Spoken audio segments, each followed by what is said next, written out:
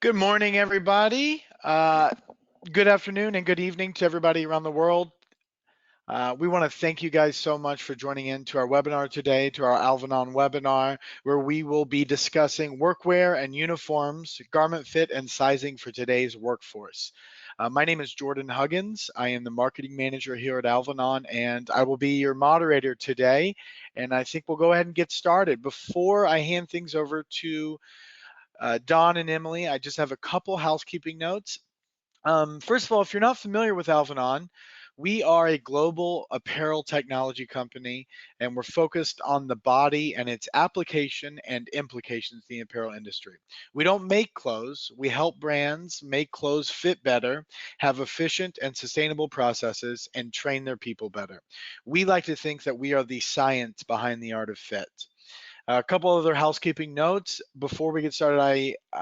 The presentation will run approximately 35 minutes, and we will leave plenty of time for a live Q&A afterwards. We have scheduled this for an hour, so 35 minutes of presentation, and then the remainder for Q&A. So you're more than welcome to post any questions you have for the speakers today, and they will answer them at the end. You can submit your questions through the questions box in your GoToWebinar panel or menu. I'm going to do my best to ask as many of your questions today as I can. However, if I can't get through all of your questions, don't worry, we will pass them on to the speakers for them to answer. And those answers, along with a copy of the webinar, will be distributed to everybody that is registered, whether you are tuned in right now or not. We will send the answers to those questions and a copy of the webinar out at the end of this week. If you have any technical difficulties, please reach out to me directly through the chat box and I will do my best to help you. Now, without any further ado, I'd like to go ahead and introduce you to today's speakers. We have Don Howard. Don is the executive director here at Alvanon. Don has over 30 years of experience in apparel, retail, design, and manufacturing. He joined Alvanon in 2010 as a consultant, and he was named executive director in 2013 to head its global team of consultants. We also have Emily Robertson Hood. She is a senior consultant at Alvanon, and for over 20 years, Emily has led teams of engineers, QA, pattern makers, graders, and technical developers in the fit, construction, and global manufacturing of apparel products ranging from denim to down. Now, I think that's enough from me. I'm going to hand the reins over to Don and Emily, so why don't you guys go ahead and take it away? Thanks, Jordan. Thank you very much, and welcome everybody. Welcome to our webinar today. Emily and I are delighted to be speaking to you today about the sometimes under the radar and really complex apparel market segment of workwear. We've done work with a number of workwear and uniform companies and wanted to take this opportunity to share some of the challenges and the ways these challenges are being met. Here at Alvanon, we have the unique privilege of working with many brands regionally and globally to help them solve their fit and sizing challenges and meet their strategic objectives. And as we were putting this material together, one of the things that we realized, one of the complex aspects is really defining this market segment itself. There are really so many words or terms to describe the specific end use categories for this broad market segment regionally and globally. Isn't that right, Emily? Yeah, absolutely. So let's go ahead and take a look at some of the definitions that when we speak about uniform and workwear. So, of course, the whole goal is that this is an identifying and signifying piece of apparel. Uniforms are a way to identify people who belong to an organization that might be as broad as the military, dress or combat type product, law enforcement, schools, and certainly sports teams. Whereas workwear is clothing made for a specific profession or work task, and it's very broad in its end use. And this is a category which has really expanded a lot. It's sort of where the fashion meets functionality area is happening. You can see both formal and casual corporate wear. Of course, so much of this product is worn in healthcare, in professional trades, and protective wear for really dangerous working conditions. So that's a general definition of this of category.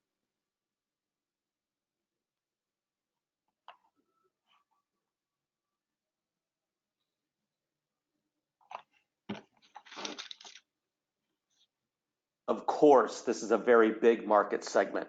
Europe and the United States represent leading markets worldwide. Workwear per employed adults 4 to 5 times more than elsewhere in the world. So it's really a significant market opportunity. Some of the challenges that we've heard about, even though, as we mentioned earlier, the intention of the product is for people in groups or teams to look the same. All people are individuals in terms of size, stature, and shape. And the reality is that today's workforce is just so much more diverse, diverse in ethnicity. There are more females and workers of all ages, which makes for a very complex challenge. So we wanted to share some of the challenges with you and some of the ways that these challenges are being met. Uh, Obviously, fulfilling the need for people in groups and teams to look the same, and that yet we have peoples who are individuals in terms of size, stature, and shape, and of course, wearing preference, which we'll talk about a little bit later. Some of the key challenges we always hear about, it's inevitable that you hear about excessive SKUs, and those are largely driven, in our view, by sizing inaccuracies. And underlying that can be fit standards themselves, the underlying grade rules, maybe a lack of using blocks as your standards. Another serious problem is that there's so many different suppliers, and you could have inconsistent product fits among different product types that are coming in to one distributorship or one brand, which can lead to confusion for the end user, the wearer. Returns, not unlike any other apparel group, and that's usually as a result from either poor fit or not matching that fit to the expectation end use wearer. Function and fashion, it has to work well together. One cannot be at the expense of the other. And at the end, underlying all these things is how do you update your fit and sizing strategies? So the net impact really is product relevance and wearer satisfaction that really isn't optimized. And that's going to make businesses less competitive.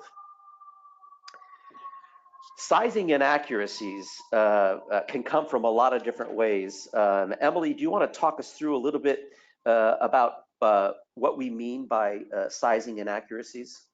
Absolutely. So as Don has just mentioned, there are common themes we hear over and over again. And of course, clothing for this category by definition means that you have to fulfill 100% of the population that are going to wear it. And this really sometimes leads to very extensive size scales and SKU counts.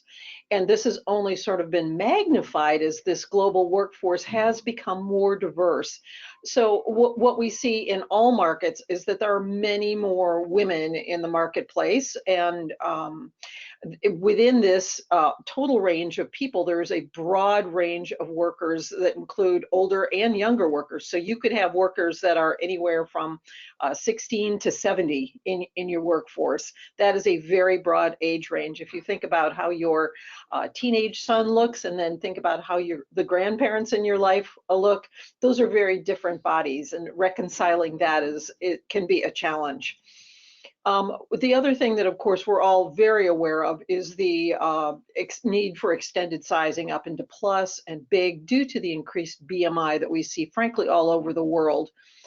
There is a great diversity in stature, and by that we mean things not only like the inseam and people's total height, but other things like sleeve length, their high point shoulder to bust, their back waist length, etc.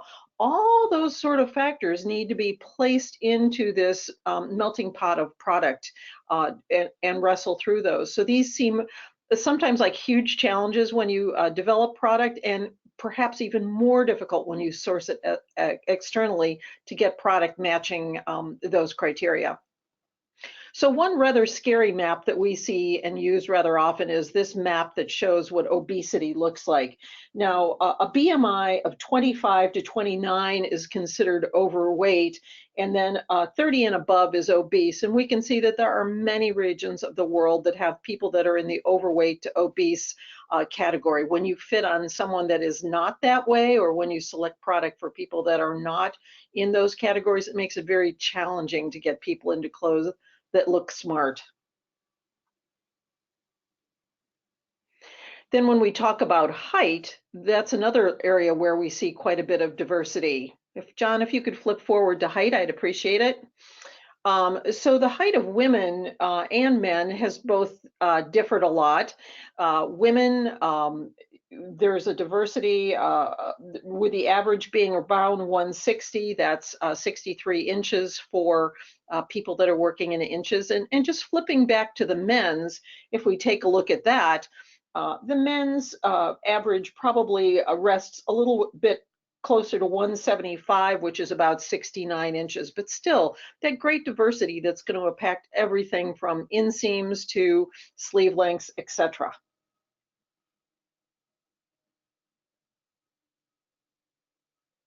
That's right, Emily. And choosing a body standard is super important in this exercise. For most brands that are not in the workwear market, the objective in product development would be to create garments that would fit most people well in a defined demographic in terms of size and shape.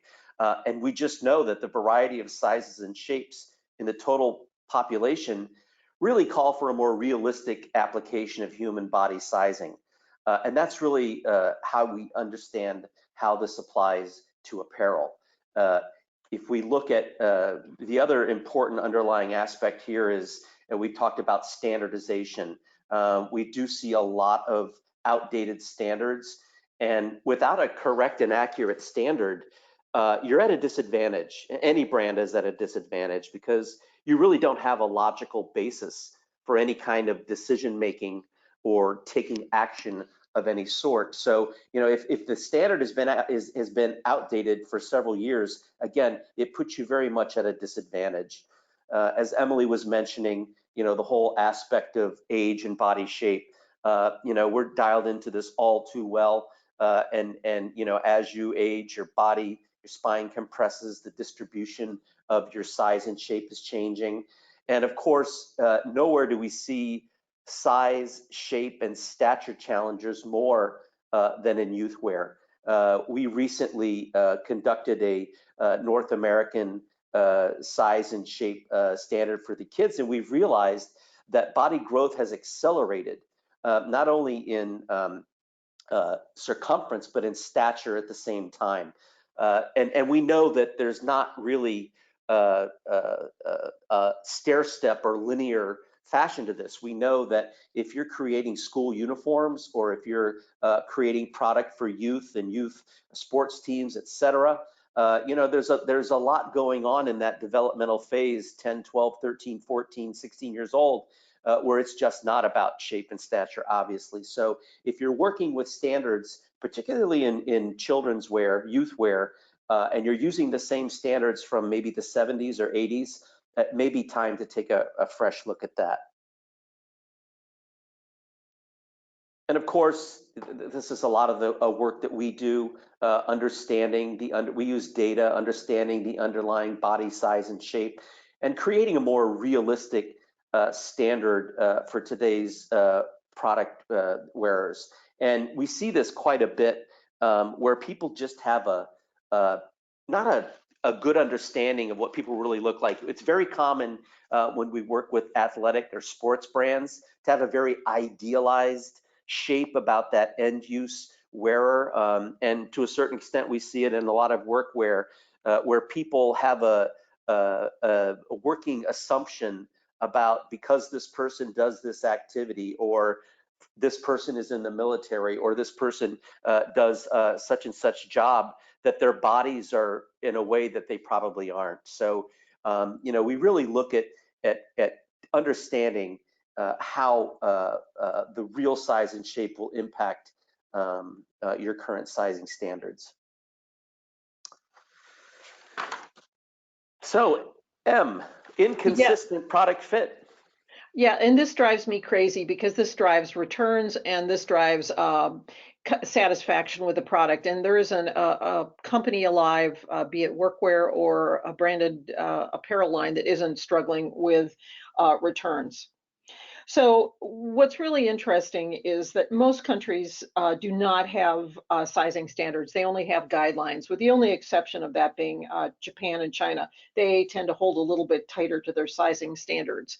And really what we see when we go into these brands as challenges are, as Don said, they use outdated body assumptions that really haven't been optimized to reflect today's workers. And this really leads to poor fit. And of course, poor fit equals excessive alterations or special orders or excess inventory that doesn't match the population. Interestingly enough, the US had standards that were published originally in 1958 that used information from World War II and before, and that wasn't ditched until 1983. They really haven't been updated that much since then, except for through private organizations, which are not even that updated to start with. Of course, because we look at body data day in and day out, we know that the body has morphed a lot since then. And when you take a look at this, this is just magnified over the entire size range. So understanding, one, how the core body is, but then understanding how it grows across the entire size range is really key to getting product that will function well for people. This really is amazing, Emily, and you know, with the proliferation of plus sizing, if you will, most people consider that to be a U.S. phenomena. But as we saw earlier, those global heat maps on BMI and how it really is becoming a much more broad topic. And if you look at these images here, taking into consideration how that body is actually growing. What's the distribution of the body mass? I know we see this a lot whenever we're maybe in Europe or in other areas of the world where plus size hasn't quite caught up yet with the reality of the population.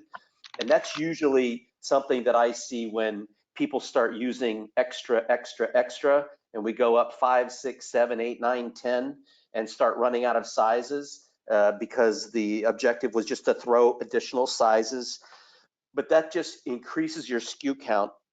And what it says to me is that those sizes aren't optimally addressing the size range that's needed. And that can actually reduce in a result in a reduced amount of SKUs that are needed. So super important. And of course, we were looking at women, but we have to check out the men as well. You know, as people get bigger and smaller, it goes at both ends of the range. How that mass is distributed, how you're going to approach that from a garment grade point of view is super, super important. So what we see is people who develop product or select product for their line frequently only rely on looking at their sample size or the middle of the range. And this is really at the low end to middle end of the range. And it really doesn't take into consideration what's going on as you grade up or down. And sometimes people at the extreme range ends, the biggest and the smallest, really suffer from product fit at those ends. So translating product into bigger sizes, which is the grading process, can be inaccurate when you go to fit range ends. And while you want a conforming appearance in workwear, certainly, you simply can't size up or size down and get it 100% right. You might need to do some style line evolution. This is a wonderful example because it shows a regular size and an extended size example where you can see that the sleeve length has been, the sleeve length relative to the jacket length has been evolved. There have been choices made around button and pocket placement relative to where the waist or hem are, and the body length and where that body length occurs has been shifted to accommodate different sizing. So when you look at both of these people, if they were standing next to each other, you'd absolutely say that they are uniform in terms of their appearance, but yet they've got style lines and choices here that flatter both. You know, it's one thing to go making adjustments up to plus and big sizes, but you know, what about other challenges, Emily, when it comes to maybe to gender or when it comes to functionality? Right, absolutely. Sometimes it isn't just about going into extended sizes. It can be going from men's to women's product.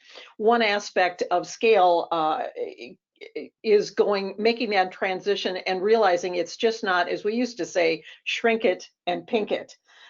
For women, there are stories of, for example, women police that actually purchase their product in the men's department in order to get a pocket size that's functional. And that's just sad that those considerations weren't made. Yeah, and that speaks to fashion and functionality, and we'll talk a little bit more about that in a minute. Another important complexity or distinguishing factor of workwear is that the business models themselves are very different from a traditional apparel and fashion brand.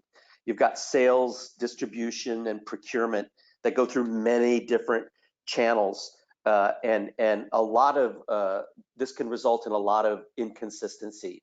So again, we've talked about you know, different sizing systems that begin coming from different sources, garment grades that are definitely different from product to product, even getting down to the granular level of manufacturing tolerances, right? So if different suppliers are using different tolerances, of course that's going to affect the end use size and fit, not only at the core size, but particularly at the outer ends of the ranges. So, you know, having those standards in place to make sure that you have continuity in stock, replacing out garments and the outfit new employees.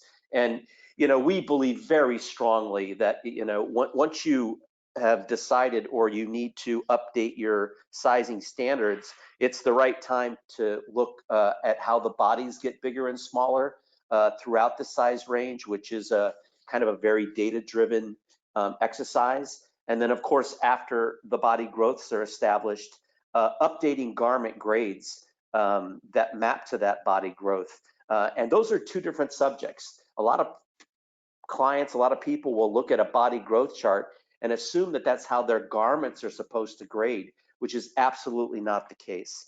A garment grade does something completely different because obviously the garments have to be cut, sewn, and manufactured, but they're not necessarily doing what the body is doing. So understanding that is critical. Uh, so uh, uh, this leads us to the next section about function and fashion. And as I was talking about the complexity of the business models, you know, since we have product that is being sourced and created from many differing points of view, uh, they may not necessarily be driven or informed by the end user for sizing, styling, and functionality. So Emily, can you talk to us a little bit about the importance of function and fashion?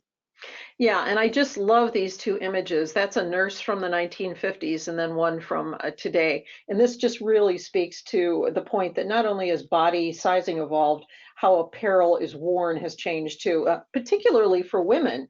What used to happen is women would wear shapewear and pieces to mold their body into what the apparel wanted you to do. And goodness knows that is no longer the case. We want apparel that fits our natural shape.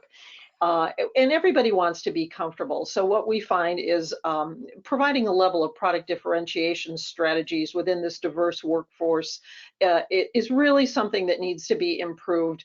It's something we call ease over body. So the comfort, wearing comfort that people have sometimes does not appeal to the current workers' wearing preferences. We have to ask ourselves when we look at a product, is styling and ease over body really enhancing this wearer's experience and satisfaction? Does it aid their functionality? And oh, by the way, when those wearers are choosing which product they're going to bring into their closets to wear to work, how are you messaging the style or fit that they're going to choose? And this is driven by several things. Ease over body can be driven through function. How much room do they need to move around? Layering or systems, what other piece are worn over or under the garments? And of course, modesty. There are many people that have a preference for clothes that fit either closer to or further from their body. One thing that we think is super helpful is visual aids. We can't assume everybody rolls out of bed in the morning knowing how products should fit them.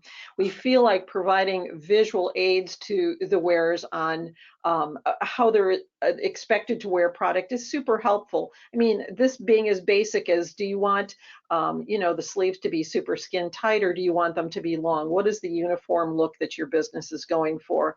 And you can really provide guidelines that don't compromise functionality, yet meet the demand for wear options and a uniform appearance. When you can also take ease over body, so the amount of roominess around the body, and combine it with slight style variations and really retain a similar look, yet offer wearers options in what they're going to wear, what type of neckline or closeness to the body, etc. And by the way, the people who are winning now, Emily, are combining these functionality and fashion functions because people have more choices today than they did in the past. Absolutely, especially when they're purchasing the uniforms themselves. So this is a great example, actually, of a new rollout of an airline uniform that's being placed out there. And there are variations and layering piece that are not only providing options for people, but also are helping to distinguish function. So you might know that someone wearing, the red tie is doing one function, whereas someone wearing the blue necktie is doing something else. So ease over body is definitely a subject that many brands struggle with, especially if you're a global brand or you're a regional brand branching out into global markets, whatever your sizing strategy is. The important thing to remember is that wearing preferences can differ by sales region, right? So even if you offer ease over body options, there might be different regional preferences on what this looks like. So for instance, this is a very, very clear image. We have a lot of brands who always struggle with this because in a regular fit, maybe in Europe and South America, for instance, it's going to be super close to the body, where a regular fit in North America is going to be a little bit easier over the body. So it's not whether it's right or wrong or good or bad. It's most important to understand that it exists. So when you get into these strategies about differentiation on ease over body, super important to understand these nuances. Another thing is really, we like simple is best. So if you're gonna give some fit intent differences, do it visually. Give some simple language that describes and hopefully describes what the wearer might understand themselves enjoying this product or wearing this product. So, this is a real strategy that has to be very carefully thought through, because if it's not, then you end up with the opposite effect of having way too many SKUs, when in fact there's probably a middle ground for you to fit most people optimally. Especially in extended sizes, we see today, the brands that do this visual guideline well are doing super important things like providing the dimensions, so to speak, or the key measurements of the person who's wearing the product. In this case, we have the person who's wearing the clothes, we have her height and her approximate measurements and exactly what size she's wearing, out of stock. So again, real clear, simple way for people to reduce the friction in choosing the size that's going to meet their expectation and fit them best. Right. And, Don, it's so interesting because we know a lot of corporate businesses will have a tendency to have a rack full of clothing for people to try on, which of course stretches out over time, et cetera.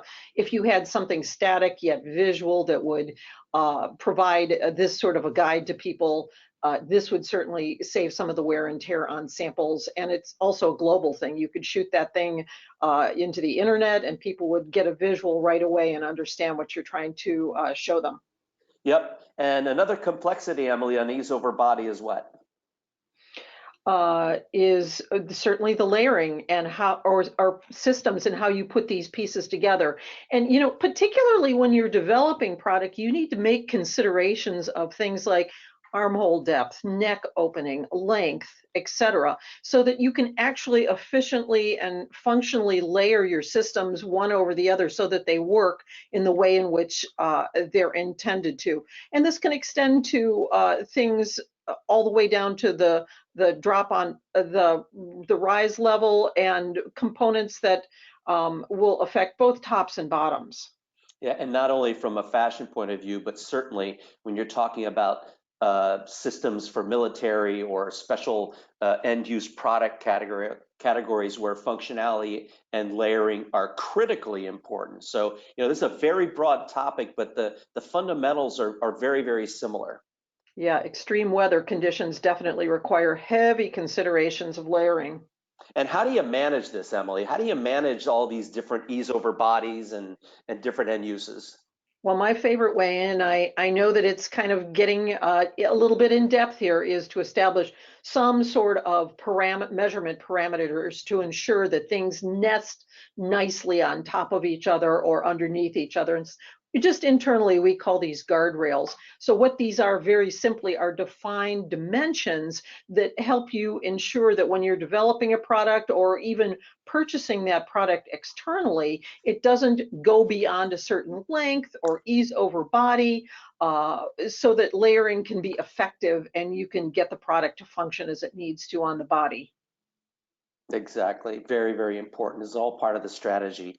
So, it can be a very daunting challenge when you're looking or considering updating your fit strategy. And again, as I said, we've worked with a lot of brands that have a lot of different end use strategies. Some of them are growing regionally.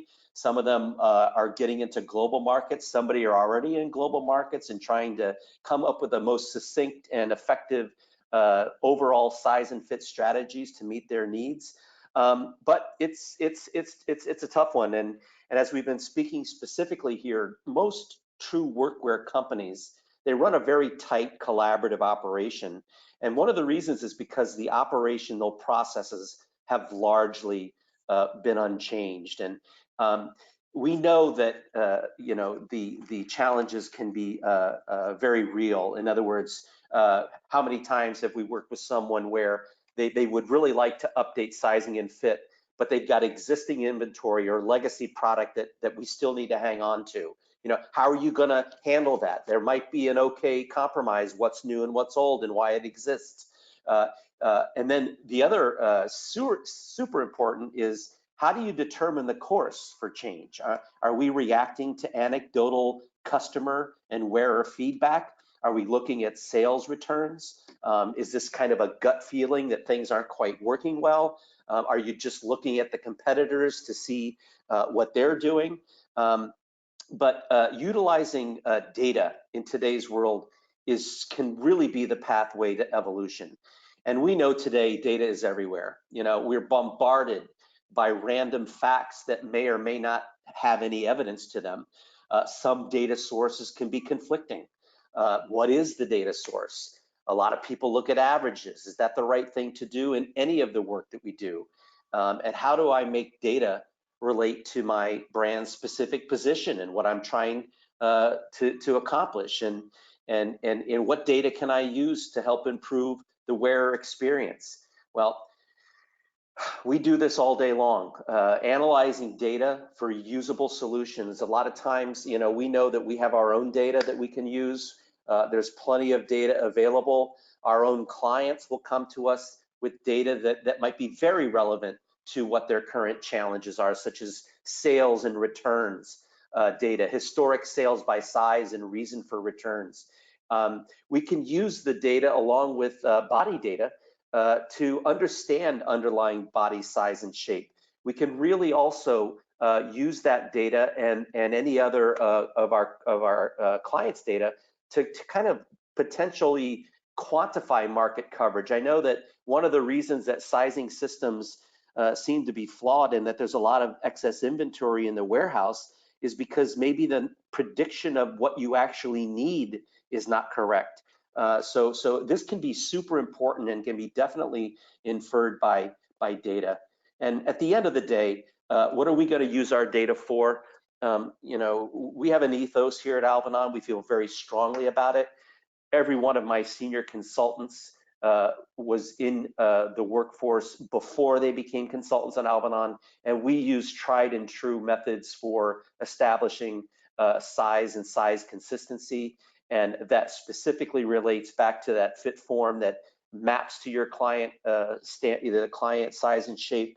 In today's world, we're getting more and more into 3D, having that same Alva form in the 3D platform you're working at, underlying grading that maps to that body growth in a sizing system, blocks that map to the same tools as a starting point for fit consistency and sizing, and having tools like size sets, forms, and avatars to help you check the ends of the range to make sure that the grade and proportions are accomplishing what you would like to accomplish. So, in summary, we really appreciate you tuning in. And as I said, as Emily and I have been mentioning along the way, probably the most important challenge that we see is the lack of understanding of the true size and shape and diversity of the wearer, which is going to impact the relevance of the product itself and the wearer's satisfaction. And we know that we have the tools to meet these challenges, and some of the biggest challenges we see are excessive SKUs that are caused by these outdated sizing systems, product ease that doesn't appeal to the wearer preference in today's world that is super important. And of course, all of these things drive product returns, which there's not a brand on the planet who's not trying to reduce that problem. So in closing, we have a global multidisciplinary team. We're data-driven.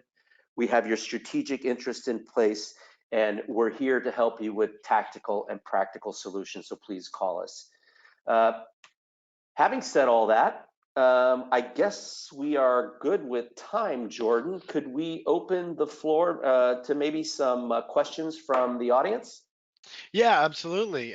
Thank you, Don and Emily, again for that great presentation. We've got a handful of questions that have come in. We'll just start from the top. Somebody is asking, Heike, I believe, is asking about what is the full name for SKU. SKU stands for stock keeping unit. So that's one of the industry terms that Don and Emily have used today. The next question from Jim. Are workwear and uniform providers penalized for lack of stock? And does this also drive excessive SKUs?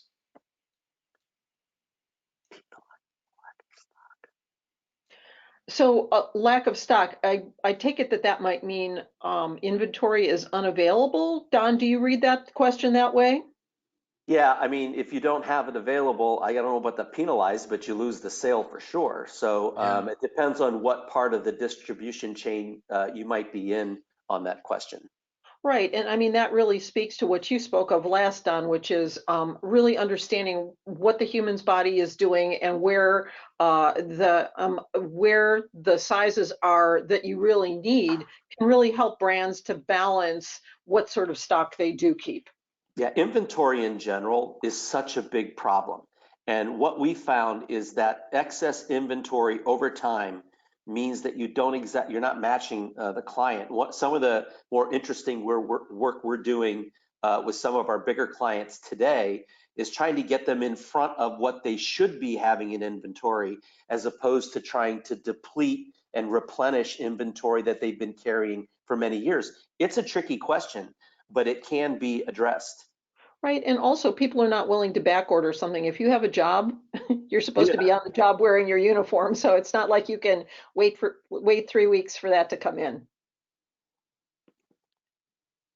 Jordan, what else do you have for us? Great. Okay. This next question is from Colleen. Don said that garment grade differs from body growth. How can one use the body growth data to create accurate grade rules? That's a very good question. We're happy to help you with that. It's a very misunderstood topic. And I can just give you visually, I don't have a visual, but as an example, we see time and time again when we look at body scan data that the shoulder, for instance, might not get as big as one would expect. As a matter of fact, sometimes there is no shoulder growth when you're talking about the bone-to-bone bichromial measurement. But in fact, a garment must get bigger at the shoulder or it's not going to fit anybody. So, we've done a lot of work on this. We do this day in and day out for our clients. That's just one example, but you cannot blindly follow body growth and expect it to translate exactly into how a garment grade would need to be necessary to fit concentrically over the body. I hope that helps to answer your question. Yeah, it's about manufacturability. I mean, what Don's talking about, clearly, that's a great description, Don, and it's about manufacturability because at some point there are gives and takes that need to be made in order to get the garment to sew together.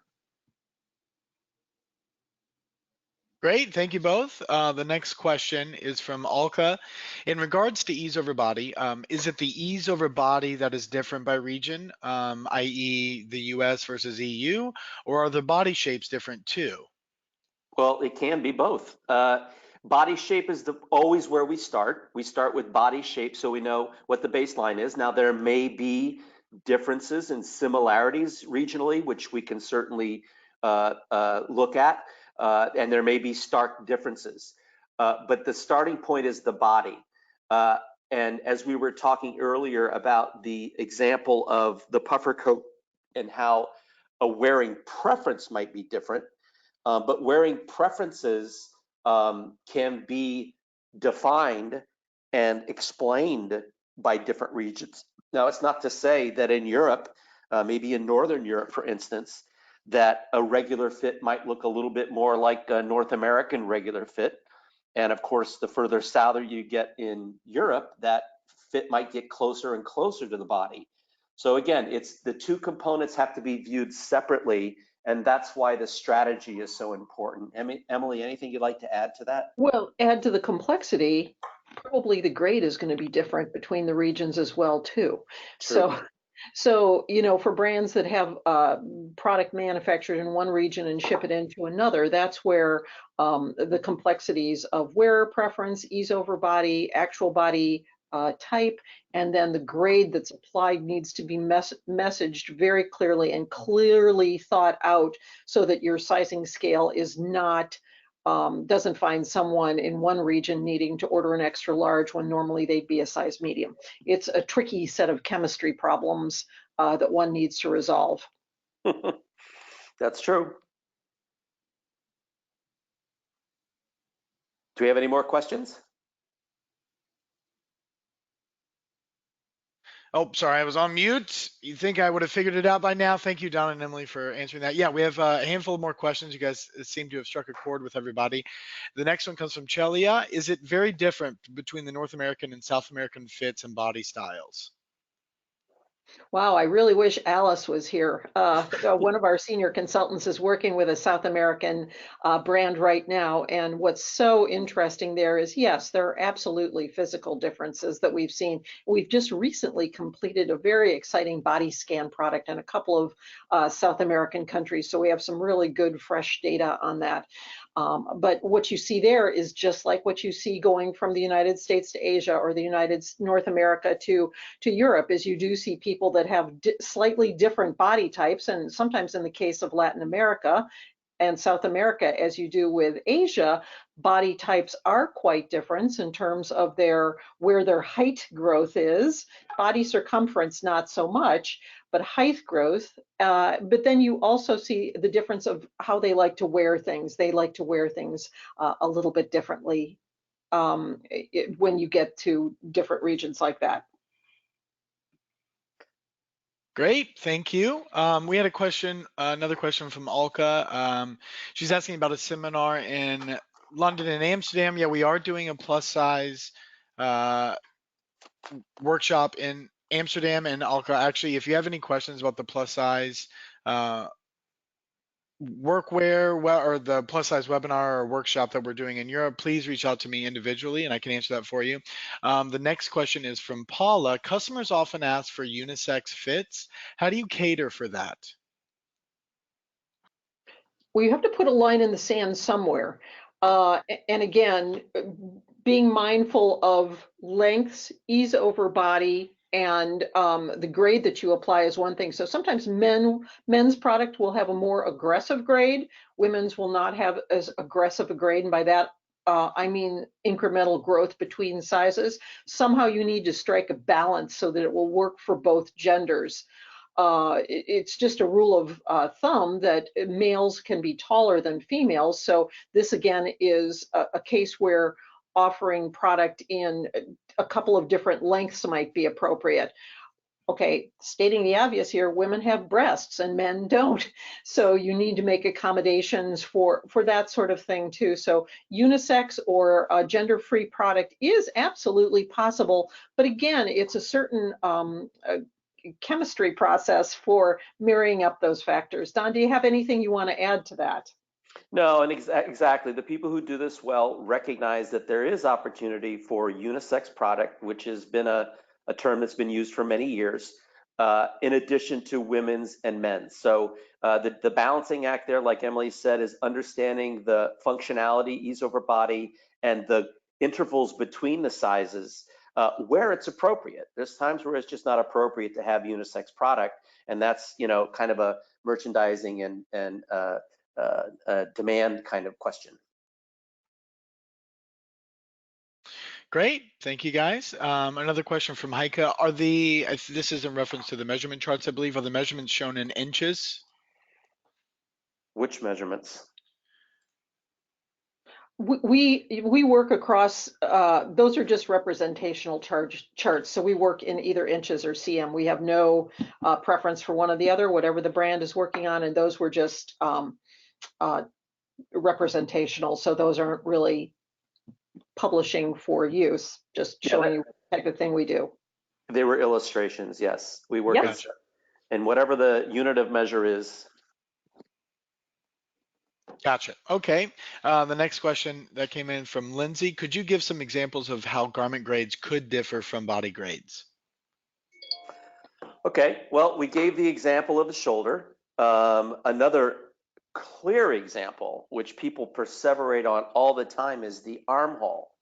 The armhole of the body only grows at certain rates, but the armhole of a garment can have a lot of different how could I say? So the circumferences start out different to begin with, and then get bigger and smaller differently because they're driven, as Emily said, by the fact that you have to manufacture a garment. You have to cut it and sew it and put it together. So there's no way that a body armhole will ever match with a garment armhole. They just don't. They don't move the same way, and they don't start out in the same place. So far I've given you a shoulder point, which is a clear example. I've given you the armhole, which is a clear example, and another clear example would be the rises themselves. So body is going to grow one way, garment rises are going to grow another, and they don't grow at the same rate, nor do they start out in the same place. I hope that helps. And this is universal between adult wear and kids wear. You just need to reconcile it so that something is manufacturable, and that's the whole key: is what is going to fit the body, but also manufacturable. Plus, think about it: getting too specific to one body isn't necessarily workable in corporate wear or really in any sort of apparel. You need to find a place that's sort of a median that will fit most people okay, and yet be manufactured. And I want to go a little deeper on this, because this question is exactly one of the things that we see that can be problematic in the supply chain, in any supply chain, is people making assumptions about garment grade, let alone tolerances. But I know we have people that will come to us with a list of body measurements and tell us that that's their garment grade, when in fact it can't possibly be. So if you don't even know what's happening with your own garment grade or the garment grade of some of the suppliers that you're receiving product from, that's a good place to start to understand where there might be inconsistencies and inaccuracies in the product that you're offering. Great, thank you guys. We have another question for Jim, from Jim, excuse me. Do you think that personalized visualizations derived from 3D design softwares could be useful here?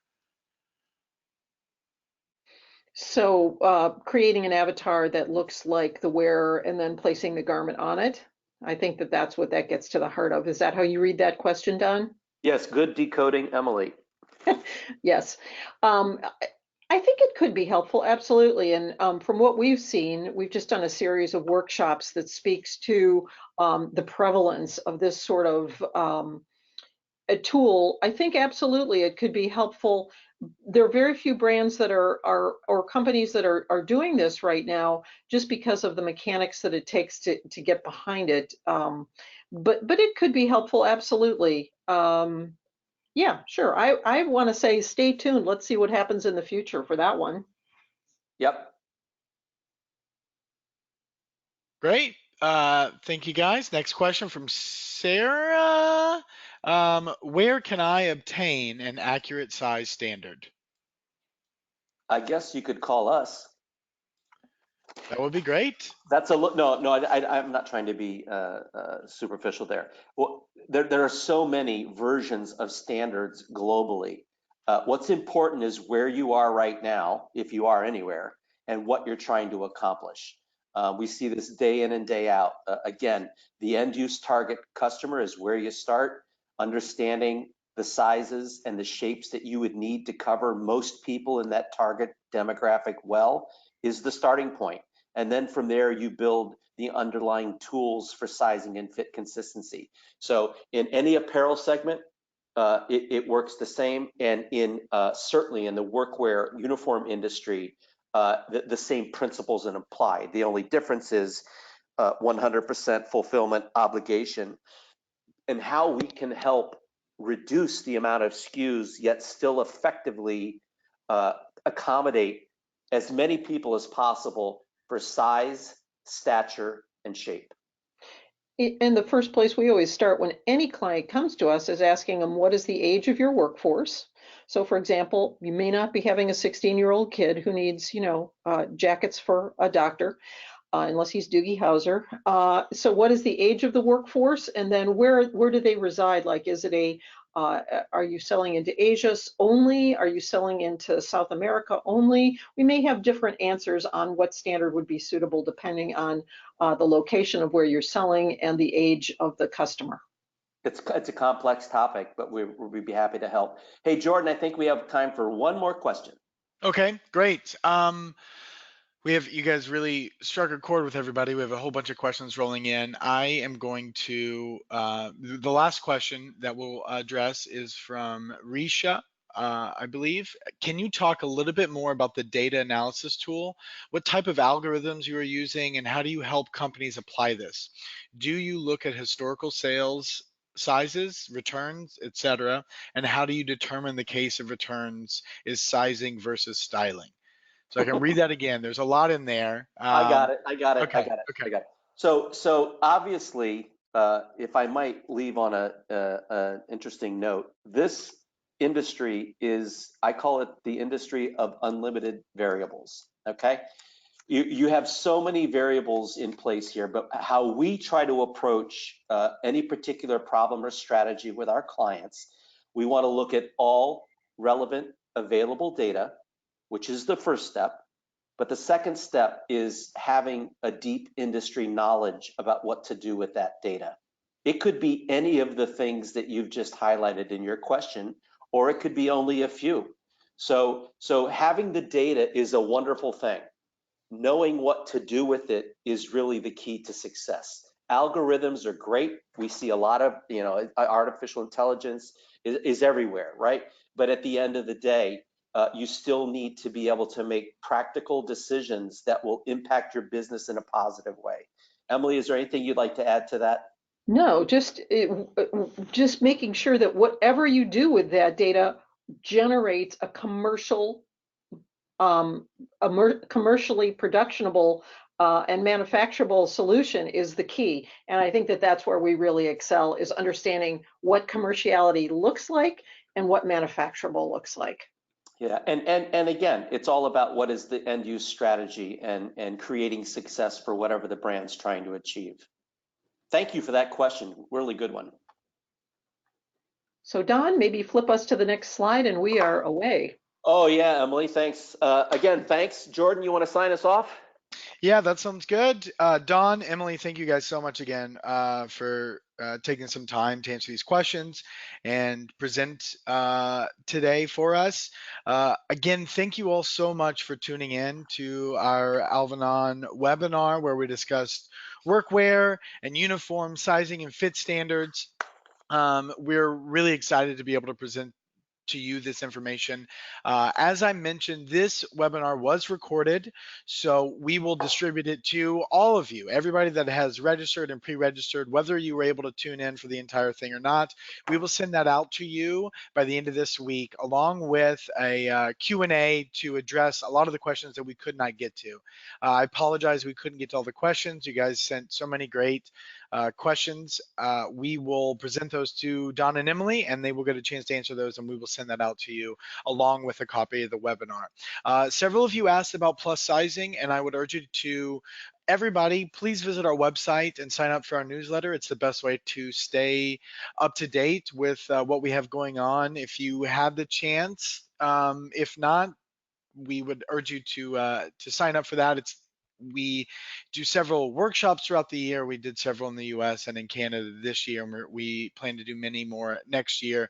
And we also have our brand new blended workshop to discuss plus sizing and extended sizing in Europe, in Amsterdam and London in November. So you can visit our website to learn about all of that and more. Thank you guys again so much for tuning in, and we look forward to hearing from you.